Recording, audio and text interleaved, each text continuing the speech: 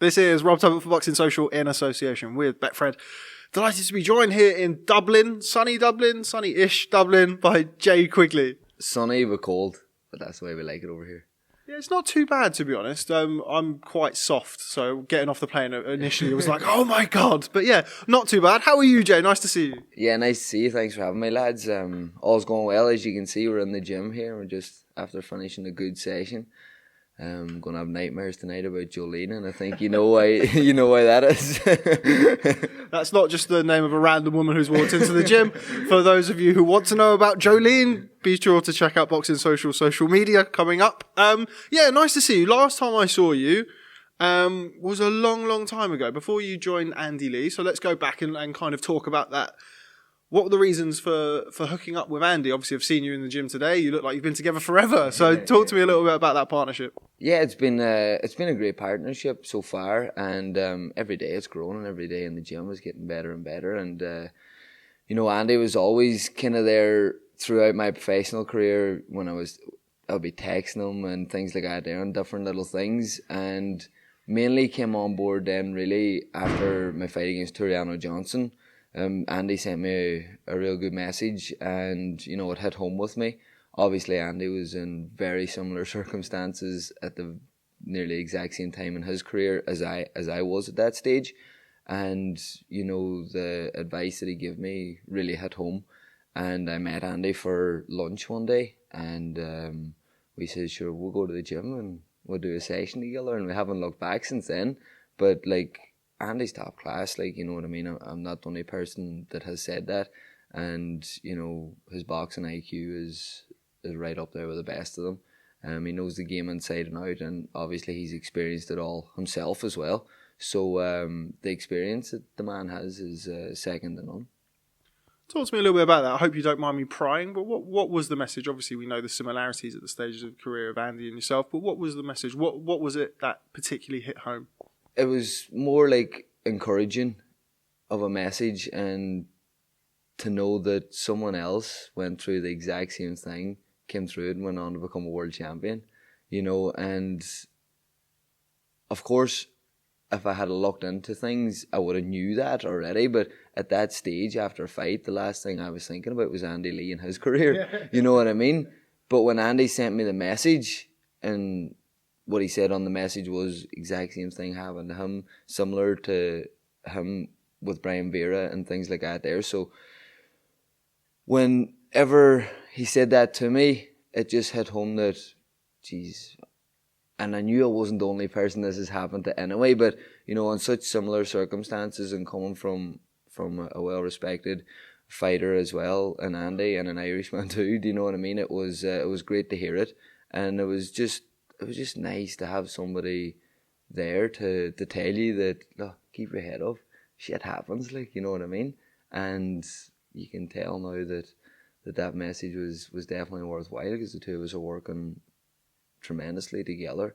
Everything's going brilliantly, and I'm enjoying every day I'm coming to the gym, because every day I come in here, as soon as I get out of the ring, I'm wanting another pad session, or I'm wanting something else, because the things that we're working on, I know I don't have them perfected yet, and I want to keep working on those things. I want to keep perfecting them, because I know it's all there, it's all in me, and I'm getting there, and I can see the improvements. If I wasn't seeing the improvements, then maybe I'd be a bit more not as eager. But when I'm seeing the improvements now, and I'm pushing on and wanting to get back in, learning, growing every single day, then it's exciting. We won't dwell on it, because nobody wants to continually talk about a loss, but the loss to Turiano Johnson, I've followed your professional career, followed your amateur career. Something didn't seem right that night with Jason Quigley. Was that fair to say? Yeah, 100%, you know, but taking nothing away from Turiano, the better man won on the night. This is something that I've said before, that if I had went in there and performed to my best, I think I would have been more disappointed, because I'm like, where am I going to go from here? I gave it my best and it just wasn't good enough.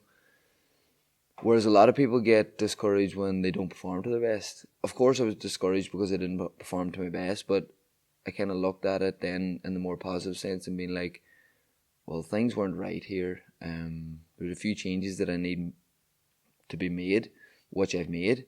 And And I know now the best is to come out of me. And that's why I wasn't so disappointed. Of course, for a few days after, I was head down and really disappointed, thinking like, what's going on here? This wasn't in the script, like. And knowing that I didn't perform to my best kind of helped matters in a funny way, because I know there's a lot more there in me, and it's starting to come out now. And every fight, every training camp, every training session is getting better. I'm getting better. I'm growing. Confidence, physically, mentally, every way. And I just can't wait now to climb to that top of that ladder. Obviously enjoyed an enormous amount of success as an amateur for Ireland, but you've been based predominantly in America for large portions of your life, not just your career, before moving back to Sheffield. But how good does it feel now to be back here in Ireland? It's I can't really describe it. Like, it's just when you're turning professional and you're come from Donegal, you've trained in Dublin all your life, you get an offer to go with Golden Boy Promotions, management, cheer sports in LA, live in LA, fight in Golden Boy Promotions, pro debut, Canelo Lara, MGM Grand, Las Vegas. It's like, come on here, like, you can't turn this kind of thing down. And I didn't. It was the best learning experience of my life. The first year and a half in LA was amazing. You know, living the life over there, it was unbelievable. It was such an experience. Kind of got to the stage though where I felt as if I was living like a multiple world champion, and probably about 6 or 7 fights. You know, so it was hard to adjust. And you know, I'm a fairly grounded fella in terms of luxuries and things like that there. Don't get me wrong, you know, I would love a nice house out in the sun and a nice Ferrari or Lamborghini or something like that, don't get me wrong. But, you know, I'm not that kind of a fella that'll go out there and just want to live the high life to show everything off. I've really found myself, found what I want in life, found what I care about in life, found what's important to me in life, and that is becoming world champion and building a life for my family. And for me to do that, home right here in Dublin, working with Andy, has completely changed the game for me. And I'm absolutely delighted the way things are going. I'm loving the way things are going. It's just like, as he says, as a young kid, you're looking at this, LA, all the bright lights, everything like that. It was a great learning experience. It had to happen for me to end up where I am right now. But I wouldn't change nothing. Definitely wouldn't change nothing, as he says, because that's what has ended me up right back here. But this is what works for me. This is what fits right for me. This is what feels good. You know, being able to drive up the road to your training here, stay for the week, you know, work your ass off, grind hard, put in that hard work. I don't live a mad life. Like, I go home at the weekends and I'm not away mental at the weekends, partying and messing about and things like that. I go home, spend time with my family, have a good time, rest up, and I'm straight back in working hard again. Because as I says, I know the goals I've set for myself. I know the dreams, the ambitions, and the achievements that I want to get in life. And I'm doing absolutely everything to achieve them. With that in mind, how important was it for you, and how good did it feel to not only get back in the ring, but you've strung a couple of wins together since then in quick succession? How good did that feel, and how important is that moving forward? Yeah, it was, of course, my first fight in December was my first fight under Andy, my first fight back after the loss. I was happy to get the knockout, to get the stoppage, to get the win, but I'm a bit of a perfectionist, and you know, I don't like to look back. I don't like to look back on my fights too much, because I'm always picking and choosing, this is right, this is wrong, this is whatever. So I wasn't overly happy with my first fight in December. I knew there was still a lot of room for improvement. There was a lot of anxiousness in that fight, where I, you know, once I kind of seen him hurt, I kind of, not panicked, but you know, I rushed things and tried to get him out of there too quick. Whereas in my last fight, you know, I was a lot more settled. I was a lot more cool, calm, collected. And I hit Myron a few times, seen him hurt, but I didn't rush in. I kept picking my shots. I kept hurting him. I kept digging him. And the knockout came eventually, and a lot cleaner and more stylish fashion than the fight previous. So for me, I can really see the improvements now, mentally, physically, and I'm excited now. Do you know what I mean? Because my last fight was one of the first fights that I've enjoyed in a couple of fights. Like, I was happy with my performance. I was happy the way things went. I could see the improvements. I could settle myself more into the fight, and everything started falling into place. So, you know, I'm really excited the way things are going. I'm happy. I'm not over the moon about my last two fights. I'm happy about it. What I'm over the moon with is I can see the progress and I can see where I'm going. You talk about things like progression. I mean, it's sort of the perfect time to really talk about it on the back of Andy's high-profile visit to Las Vegas. Much has been made recently about fighting styles and the Crunk Gym and the this and the that. You've obviously spent your time out in LA. You went to the Ingle Gym, which is kind of famed for its unorthodox style and switch hitting and movement and stuff. What's it like working in the gym with Andy? Obviously, we've heard an awful lot about the Kronk style in the last few weeks. Is that aggressive mindset something that's appealed to you? Yeah, without a doubt. Like, I've never been hitting as hard, and it's not because I'm doing massive weights, or it's not because of that. It's because my mindset has changed. My style has tweaked. It has changed small bits. Like, I'm 28 years of age now. I've had over 250 amateur fights, 19 professional fights. You're not going to come in and drastically change me stylistically, because that would probably be wrong. But putting in a few tweaks, a few adjustments and things like that, that's exactly what needs to be done. And that's what we have done. And that's bringing on my power. It's bringing on my confidence. It's bringing on absolutely everything. But it's the way that Andy puts it across. It's so simple. He's so easy to understand. There's no mad rush or nothing like that. Everything's so cool and calm, and it's a lot easier to take in, and that works well with me. You know, I like that kind of cool, calm, collected approach, and that's exactly what Andy's bringing to the table. You know, as everyone knows, he is very cool. He's very relaxed. He's very calm, and everything that he says, you know, it goes straight into the brain. You know what I mean? It goes straight into the ears and into your brain, and it hits home. So the relationship has been great, and you know, just like even outside the gym, just get on the best. Like, do you know what I mean? It's a great relationship. Before we move on to what's coming up for you, hopefully soon we'll get an announcement, but let's talk about the young man over there drawing on the whiteboard, Mr. Paddy Donovan. First of all, Bob Arum called him the best looking fighter since Muhammad Ali. Do you agree with that? Well, I don't know. Don't know, is that appropriate for another male that shares the dressing rooms with him to say that? But if Bob wants to say that, he can go ahead.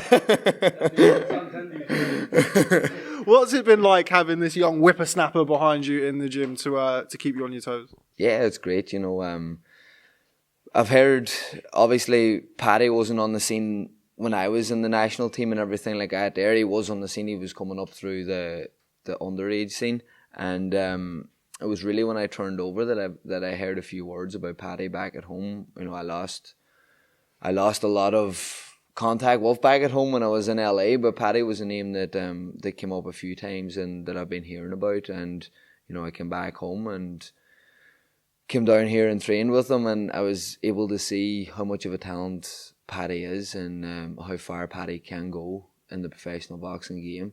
You know, he's an unreal talent. He has a massive future ahead of him.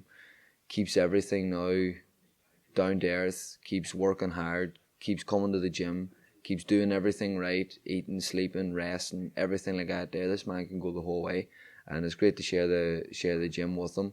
And you know, I don't like to look at it as I'm a seasoned pro, because I feel a wee bit old. Do you know what I mean? But you know, I've been around the game a long time, and it's great to be in with Paddy, who's fresh and new to the game as well, and we can work off each other. You know, I've been around a long time, and anything that he's, you know, thinking about or talking about LA or talking about fighting in the States, you know, I have that experience, and it's great to have that kind of camaraderie in the gym. How does that change your fighter's mentality? Because as you correctly stated there, you're certainly not particularly long in the tooth. You're not past it, but you're 28. You're not 21, 22 anymore.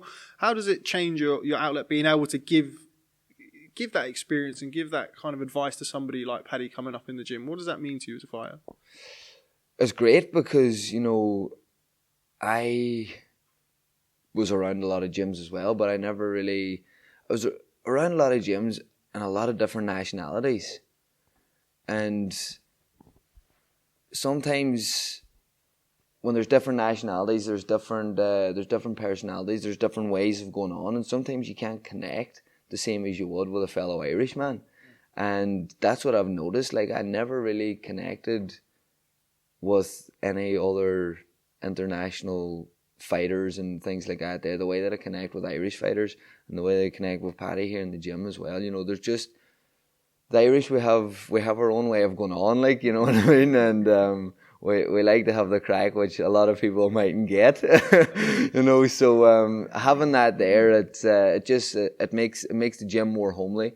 It makes the training more enjoyable. And, it's great to be able to have that in the gym and to be able to pass down any type of knowledge that I have is a blessing for me. It's something that, I would do day in, day out if I could, just to help somebody that's coming right through the same ranks that I have. Like, I didn't go to school to study boxing.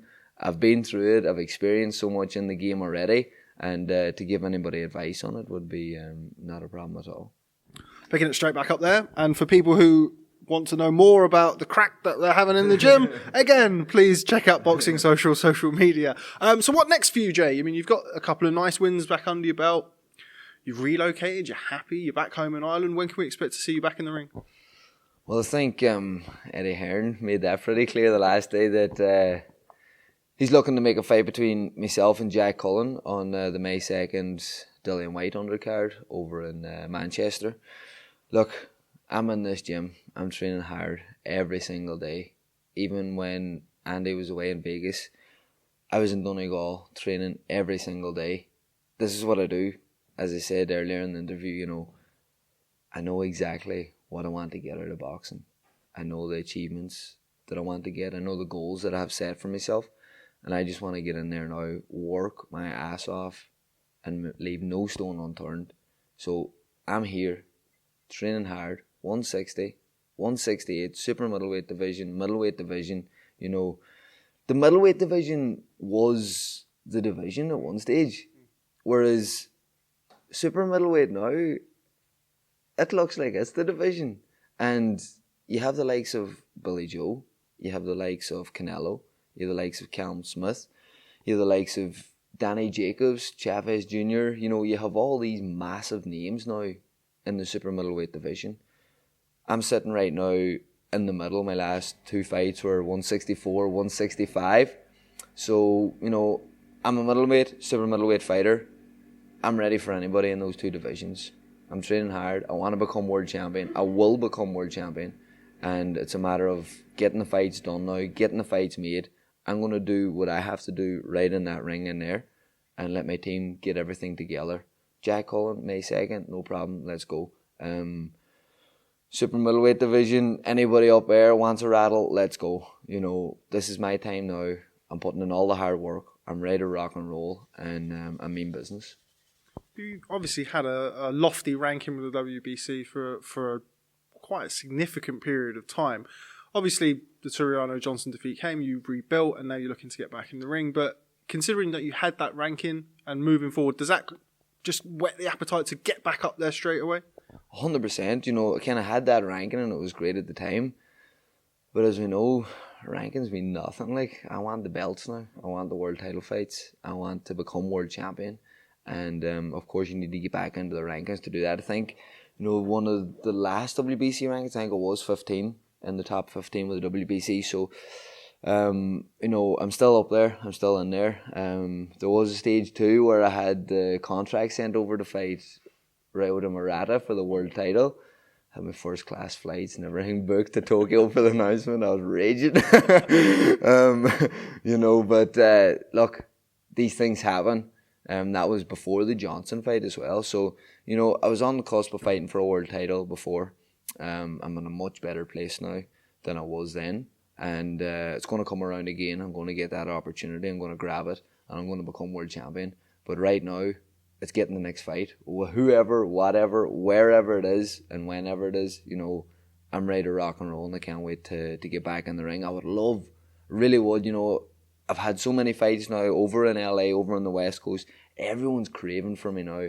Back on the East Coast, back in the UK, back in Ireland potentially would be amazing. Imagine getting a show of Golden Boys here in Ireland. Like, they have the likes of myself. They have Aaron McKenna. They have the other McKenna, Stephen McKenna.